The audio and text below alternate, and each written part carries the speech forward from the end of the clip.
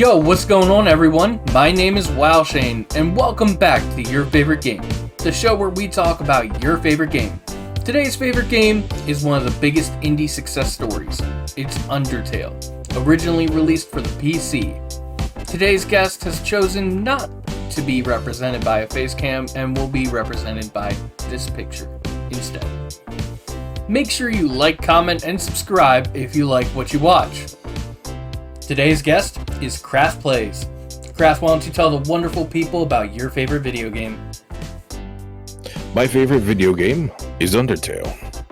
Undertale stands out to me due to its unique blend of engaging storytelling, memorable characters, and innovative gameplay mechanics.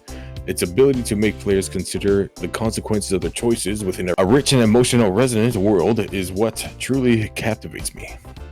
Undertale really is one of those games that came out of nowhere and took the internet by storm. And it's crazy that it was just a fan-made Earthbound project almost. Yeah, that's Toby's first quote-unquote game was just a mod of Earthbound. The name eludes me, but it did something similar to what Undertale is, where you don't have to kill everything. So that was the birth of Undertale there. What makes Undertale your favorite game? What keeps bringing you back to it? What brings it back? The game's multiple endings and impact of player choices offer immense roleplay value. Additionally, the community's ongoing discussion, theories, and fan concepts keep the game alive and intriguing. For example, Gaster. There's maybe a couple dialogues of a person named Gaster, and he's hinted in the main story, but mostly he's just hidden in the game files, and he became this big old thing. The people just searching for him, and now everyone's searching for him in Deltarune. I'm going to word this next question a little bit differently because it is Undertale. How do you play Undertale? What is your preferred way? Are you a pacifist, genocidal, neutral, and you can answer the question in any normal way that a normal person would answer it? This is the type of game where you're going to want to play it multiple times to get multiple endings to see the story in whole. And a lot of people say there's just pacifist, neutral, and genocide, but what in the neutral, there's a lot of different endings. For example, if you on a live tutorial, the ending of when Sans talks to you is going to be completely different. The underground changes depending who you keep alive and who you don't. So it has a lot more endings than you think. It may not be as impactful as pacifist and genocide, but it's still there. So basically going completionist is how I would play it. I could be completely wrong and talking out of my butt right now, but I think in total there's around 16 or 64 endings. I don't know, those two numbers just pop in my head, but I know some of the specific ones are you can start out pacifist, switch to neutral. You can start out pacifist, switch to genocide, vice versa for both. There's just so many ways to play Undertale. Yeah, and it's each to their own. If they want to just do a pacifist and don't touch it, and that's literally what the game alludes to, is that's your story, that's what you found, that's what your playthrough is.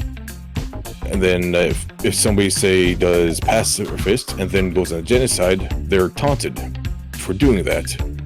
They're taunted for Flowey will call you out that you're just trying to find every little bit of dialogue, every little bit of this and that.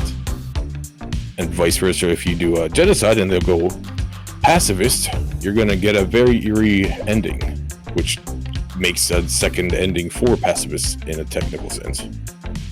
What would you add to Undertale? Adding to Undertale, that would be very hard, besides effectively expanding the world itself, which Deltarune is doing currently, in a way.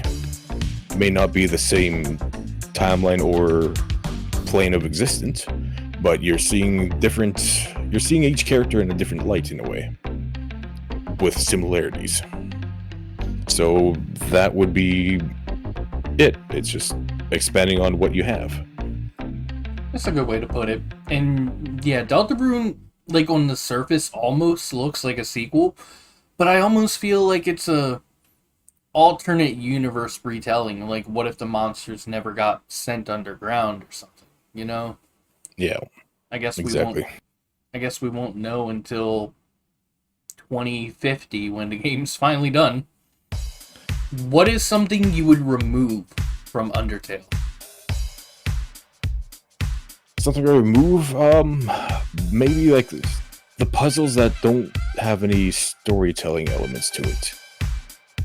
Like, I mean, they are just to kind of buffer out a little bit more time, or so you're not speeding through, but it's not a lot you could pick out of it because it's mostly enjoyable dialogue, so it's hard to find something to remove out of this game. Give me some examples of those kind of puzzles, because the only one that's popping in my mind right now is like the super hot area where you are bouncing between fan to fan. That's exactly the one. There's that one specific one that everyone gets stumped on, but that's probably the hardest puzzle out there, even though it's simple once you find out. What are your favorite and least favorite parts about Undertale? My favorite part of Undertale is the emotional depth of the characters and their interactions with each other, making the story generally touching. However, my least favorite parts might be the moments where pacing lags due to backtracking or overall long text segments. Some things could be cut out, but again, that's a lot of it is world building, flavor text. You find out little things about other people. That would just streamline the game a bit more, though. So again, this goes on with what would you remove? It's hard to find. It's hard to pick something because there's not a lot to pick through for what you should remove. And for this next question, you can choose to answer both parts or just one if you wish. What is your second favorite game, and or what game is most comparable to Undertale? Well, the most comparable, of course, would be Deltarune, because it's technically not. But I digress. There's no real game that could fully replace Undertale because it's its own thing. In a way, it kind of started this whole thing, where from there, say, like, I guess One Shot, if you ever heard that one, is pretty similar. I believe that came from inspiration from Undertale. And for other games, my other favorite games I play that are kind of similar would be like Stardew. Nice, chill, easy game, and well, although they're vastly different, both games offer meaningful player choices and strong sense of connection with characters in the world. Don't get me wrong, I love everything about Undertale and Deltarune and the whole Toby Fox universe that he's got going, but I would much rather watch someone else play it and pick apart the details as they're doing. Because I've tried to play Undertale once, and I think I may be the only person who's ever played Undertale wrong, for lack of a better term. I'm going to be playing it again to record footage for the show, which you're seeing on screen right now if you're watching on YouTube. Which I'm going to go pacifist for, but my first ever and currently only time playing Undertale, I was like, can't be that bad. Genocide run. Let's do it. And let me just say, I got shut down at the first possible opportunity. I made it to Undyne, and that's as far as I made it, because that fight kicked my butt. I've seen other people play pacifist and neutral runs so many times, and I'm not going to talk about Deltarune right now. Love it though. It's just so crazy seeing the connections between yourself and the characters that you form in-game, and not even to mention the bonds between the other NPCs in the games, such as Papyrus and Undyne, and I'm pretty sure her name was Alphys and Undyne, and they have a date in the dump, and that's just super funny. Undertale is definitely a modern classic.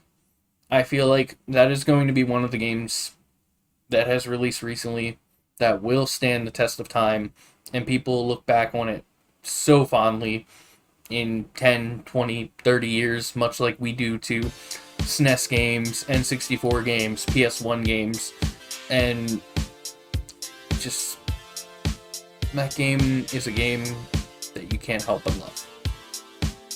Yeah, I agree 100% with watching other people go through the experience. Like, I played it myself, and I did the pacifist. Then I loved seeing other people's reactions of doing that exact same thing. It's probably the one game that you kind of get that feeling where, like, no, they're doing it wrong type of thing, but you don't want to say, well, you shouldn't say anything because it's their experience. Seeing people get to the end of pacifist and seeing them react to what's there, like, people scramble to find people that have never heard of Undertale to force them to play it. From all the way to moms and grandmas, effectively.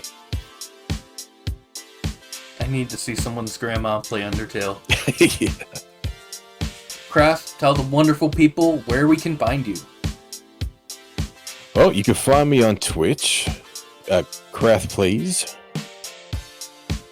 I stream pretty much everything under the sun, all the way from your 8-bit mini games to the next AAA game. Currently, Dark and Dark is consuming me, but that's where you can find me. Alright everyone, make sure you head on over to Twitch, drop Craft Plays a follow. If you're watching this on YouTube, make sure you like, comment, and subscribe. If you're listening on Spotify, make sure you follow the podcast, rate us 5 stars. Thank you, Craft, so much for being a guest. Greatly appreciate you. And thank you all so much for watching. Have a great rest of your day. Bye-bye.